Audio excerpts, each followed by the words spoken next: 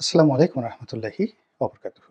সম্মানিত দর্শক, ডক্টর মোহাম্মদ ইউনূসকে নিয়ে ভিডিও বানাতে বানাতে আমি ক্লান্ত হয়ে পড়েছি। এই ভদ্রলোকের নাম উচ্চারণ করে বা তাকে নিয়ে আলোচনা করে বা তাকে নিয়ে সমালোচনা করে বা তার পক্ষে বলা বিপক্ষে বলা সত্যিকার অর্থেই আমি খুব বিব্রত বোধ করি অন্তরের অন্তঃস্থল থেকে। কিন্তু তারপরও বলতে হচ্ছে এই কারণে যে পুরো দেশের ক্ষমতার যে চাকা, স্টিয়ারিং, এটি তার হাতে। এবার ধরুন যে জাহাজ, পুরো দেশটাকে যদি আপনি একটা জাহাজের সঙ্গে তুলনা করেন, আমরা সবাই যাত্রী আর সেই জাহাজের ক্যাপ্টেন, সেই ক্যাপ্টেন ডক্টর মোহাম্মদ ইউনূস। আপনি চান বা না চান, তার সফলতা যেমন আপনাকে আন্দোলিত করবে, আপনার ব্যবসা বাণিজ্য থেকে শুরু করে আপনার কর্মক্ষেত্র, ব্যক্তি, পরিবার, সমাজ সব ক্ষেত্রে আপনাকে আনন্দময়তা দেবে। আর আপনি যদি প্রলয়ের আশায় বা আতঙ্কে চোখ বুজে থাকেন এবং মনে করেন যে না, এ ধরনের কথা বলাটা ঠিক না, বলবো না, দেখবো না, কোনো কিছু করবো না, অর্থাৎ আপনি যদি অন্ধ হয়ে যান বা চোখ বুজে থাকেন, জবান বন্ধ রাখেন, তবুও প্রলয় থেকে আপনি রক্ষা পাবেন না। আমি বহুদিন ধরে ধানমন্ডিতে বসবাস করছি। আমার জীবনে কখনো ধানমন্ডি এলাকাতে ছিনতাই করতে কাউকে দেখিনি, কিংবা এখানে গোলাগুলি, ঢাকা কলেজে যখন পড়েছি তখন ছাত্র নেতারা গোলাগুলি করেছেন বা পরস্পরের সঙ্গে মারামারি করেছেন, কিন্তু কোনো ছিনতাইকারী দিনে দুপুরে নিউ মার্কেট এলাকা, ধানমন্ডির মূল সড়ক যেটা মিরপুর রোড, সেখান থেকে একেবারে কলাবাগান পর্যন্ত প্রকাশ্য দিবালোকে ছিনতাই করতে বা কোমর থেকে চাকু বের করে কারো পিছনে ছুটতে আমি এই দৃশ্য দেখিনি, জীবনে দেখিনি। কিন্তু এই সপ্তাহ দেড়েক আগে বা সপ্তাহ দেড়েক আগে এরকম জুমার নামাজ পড়ে আসছি, তখন বিভৎস সে দৃশ্য। এক তরুণ কোমর থেকে সেই ধারালো চকচকে চাকু বের করে প্রকাশ্য দিবালোকে তার প্রতিপক্ষকে দাবড়াচ্ছে। কোনো ছিনতাইয়ের কোনো ঘটনা। সমস্ত মানুষ তাকিয়ে আছে। এ দৃশ্য তো ওখানে হয়নি কখনো।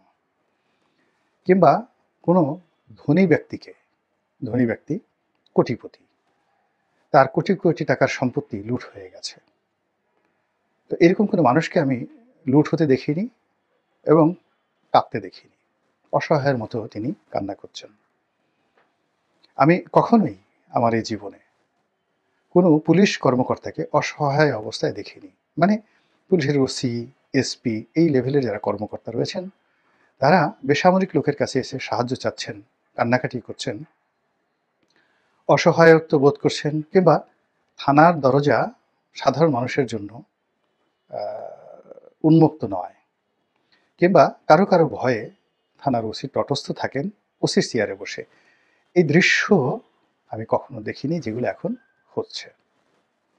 সমাজে কি হচ্ছে?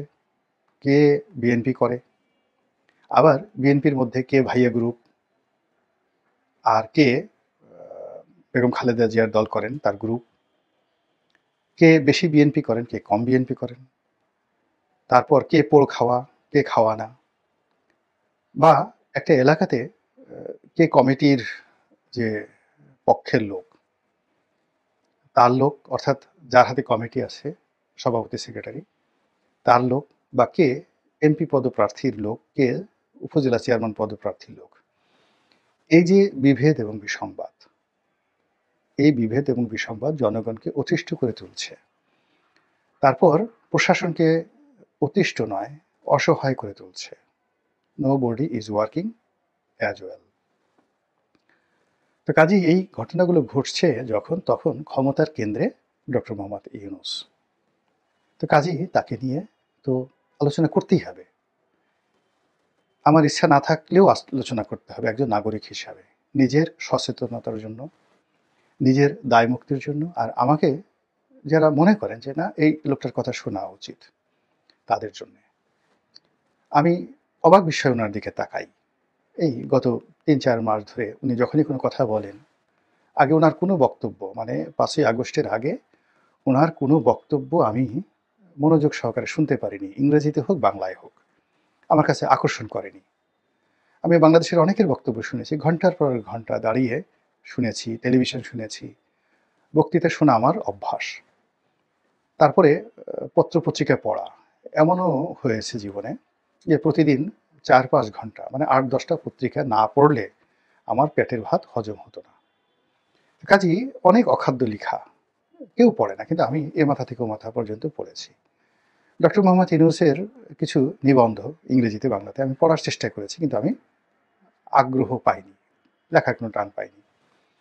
কিন্তু এই আগস্ট মাসের ৫ তারিখের পরে জাতির প্রয়োজনে তার কথাও আমাকে শুনতে হচ্ছে এবং তার যেকোনো পদ্য, গদ্য সেই জিনিসগুলো আমাকে অনুসরণ করতে হচ্ছে। এবং আমার জন্য সবচেয়ে ব্যর্থতা বা আতঙ্কের বিষয় হলো আমি কোনো কিছুরই ধারাবাহিকতা পাচ্ছি না। যেমন আমি ভিডিও করি। কেন ভিডিও করি? প্রথমত এই ভিডিওটা করতে আমার ভালো লাগে। আমি এটাকে জীবনের একটা অনুষঙ্গ মনে করি। আমার বিভিন্ন সময় বিভিন্ন পেশা ছিল, নেশা ছিল। তো সেই সকল পেশা এবং নেশা আমার রক্তের সঙ্গে যেভাবে মিশে গিয়েছিল, একটা সময় টক শো না করলে আমার ঘুম হতো না। এখন সেই জিনিসটা নেই।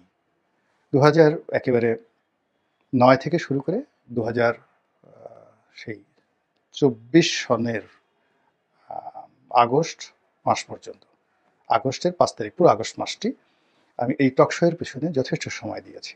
কিন্তু এখন আমার সেটা ভালো লাগে না। কেন ভালো লাগে না সেটা ভিন্ন ব্যাপার। আমি এখন যাই না। অনেকে ডাকেন, তো যাই না। কিন্তু এখন আমি এই ইউটিউবের যে কথাগুলো, এটা আমার বেঁচে থাকার অবলম্বন। আমি এগুলো করি। এটা আমার একটা ফ্যাশন, এটা আমার একটা প্যাশন, এটা আমার একটা আইডেন্টিটি। তো তদ্রূপ আমার ব্যবসা-বাণিজ্য, আমার অফিস আদালত, আমার লেখাপড়া যা কিছু আছে আমার তো সবকিছুর প্রতি একটা আকর্ষণ থাকবে। যার কারণে মানুষ কাজ করে। তো ডক্টর মোহাম্মদ ইউনূসের ক্ষমতা লাভের আকর্ষণ আছে, রাজনীতি করার আকর্ষণ আছে, এই জিনিসটি আমি কখনো দেখিনি। তার উচ্চাকাঙ্ক্ষা থাকতে পারে মনের মধ্যে অবদমিত। যেমন আপনার মনের মধ্যে কোনো সেই বিশ্বসুন্দরী সম্পর্কে উচ্চাকাঙ্ক্ষা থাকতে পারে। আপনি এগুলো বলবেন না। আপনার মনে হতে পারে যে, ইস! যদি আমি সম্রাট আকবর হতে পারতাম, আলেকজান্ডারের মতো ঘোড়ায় চড়ে দিক বিদিক ছুটতে পারতাম, জুলিয়াস সিজারের মতো তলোয়ার চালাতে পারতাম। আপনার মনে হতে পারে, কিন্তু এগুলো উচ্চাকাঙ্ক্ষা, এগুলো আপনি কখনো কাউকে বলেন না। তো সিংহাসন আরোহণ করা, প্রধানমন্ত্রী হওয়া, রাষ্ট্র পরিচালনা করা, এগুলো অনেকেরই একেবারে মুদির দোকান যে দেয় তারও উচ্চাকাঙ্ক্ষা থাকতে পারে। কিন্তু এই উচ্চাকাঙ্ক্ষাকে বাস্তবে রূপ দেওয়ার জন্য যে শ্রম দরকার, আগ্রহ দরকার, উদ্দীপনা দরকার, তারপরে যে কৃতজ্ঞতা দরকার, এর কোনোটাই ডক্টর মোহাম্মদ ইউনূসের মধ্যে আমি দেখছি না এখন। তাহলে তিনি এলেন কেন? তার যে বয়স, তার যে অভিজ্ঞতা, তিনি তো সফল একজন মানুষ। তার জীবনের ব্যর্থতাগুলো আমরা জানি না। কোথায় তিনি ব্যর্থ হয়েছেন আমরা কিছুই জানি না। আমরা শুধু জানি যে তিনি শুধুই একজন সফল মানুষ।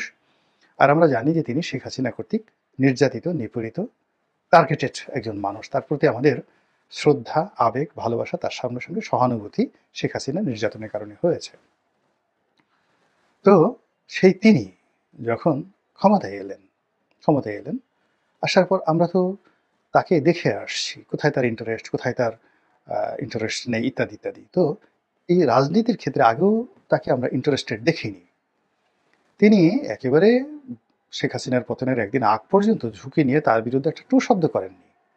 এর অর্থ তিনি হয়তো সাহসী নন, অথবা তিনি ঝামেলা এড়াতে চান, অথবা তিনি একেবারেই উচ্চ মার্গের ভদ্রলোক, যে কারো বিরুদ্ধে সমালোচনা তিনি করতে চান না। যেমন ডক্টর কামাল সাধারণত কারো বিরুদ্ধে সমালোচনা করেন না, কখনই করেন না, অতি উচ্চ মার্গের। আবার অনেক অলি আল্লাহ প্রকৃতির মানুষ আছেন যারা রেসপন্ড করেন না, তাদের প্রতি জুলুম করা হলে আল্লাহর কাছে বিচার দেন। অতি সম্প্রতি দেখলাম যে বেগম খালেদা জিয়া একটা বক্তব্য দিয়েছেন, সেই ডক্টর আসিফ নজরুলের একটি স্ট্যাটাসের মাধ্যমে জানলাম তিনি শেখ হাসিনা সম্পর্কে আল্লাহর কাছে বিচার দিয়েছেন। তো এরকম অনেকে হয়। তো ওনারও যে নীরবতা, সেটা বিভিন্ন কারণে হতে পারে। কিন্তু তার ভিতরে যদি দৃঢ়তা থাকতো, রাজনৈতিক উচ্চাকাঙ্ক্ষা থাকতো, নেতৃত্বের গুণাবলী থাকতো, তিনি বিদ্রোহ করতেন। এবং তিনি যদি ২০১৪ সনে বিদ্রোহ করতেন, ২০১৫ সনে বিদ্রোহ করতেন, এবং তিনি যদি বিএনপির অফিসে একদিনের জন্য যেতেন, জামাতের লোকদের সাথে বৈঠক করতেন, সারা বাংলাদেশ কিন্তু কেঁপে উঠত। সারা বাংলাদেশ। কিন্তু উনি এটা করেননি। উনি শেখ হাসিনার সঙ্গে খ্যাপাতে চাননি, বরং একেবারে শেষ সময় পর্যন্ত বিভিন্ন অ্যাঙ্গেলে তিনি শেখ হাসিনার সঙ্গে সমঝোতা করার জন্য তিনি চেষ্টা করেছেন।